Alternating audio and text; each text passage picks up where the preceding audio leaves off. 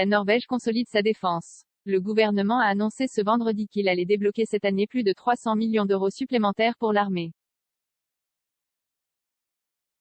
Oslo veut notamment renforcer sa présence militaire dans le Grand Nord près de la frontière avec la Russie, à la suite de l'invasion de l'Ukraine. Même si une attaque russe contre la Norvège n'est pas probable, il faut que l'on réalise que nous avons un voisin à l'Est qui est devenu plus dangereux et plus imprévisible, a déclaré le ministre norvégien de la Défense, Odd Roger Enoksen, lors d'une conférence de presse.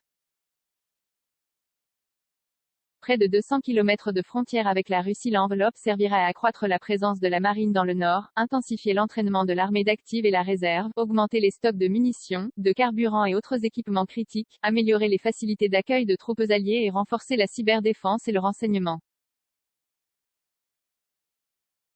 Gardien des frontières septentrionales de l'OTAN en Europe, le pays nordique partage dans l'Arctique 196 km de frontières terrestres avec la Russie ainsi qu'une immense frontière maritime en mer de Barents. Nous devons accroître notre présence dans le Grand Nord, a souligné Odd Roger Enoksen. Cold Response, la Russie a des intérêts sécuritaires significatifs dans notre voisinage et le Grand Nord a aussi une forte importance économique pour la Russie, a-t-il précisé. D'importantes manœuvres navales, aériennes et terrestres se tiennent actuellement en Norvège avec la participation de quelques 30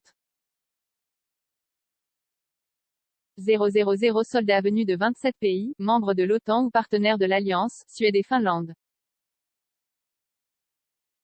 L'exercice Cold Response 2022 vise précisément à tester les capacités de la Norvège à recevoir des renforts alliés en cas d'agression extérieure, conformément à l'article 5 de la Charte de l'Alliance qui oblige tous ses membres à venir au secours d'un des leurs en cas d'attaque. Il permet aussi aux troupes alliées de s'aguerrir au combat par grand froid.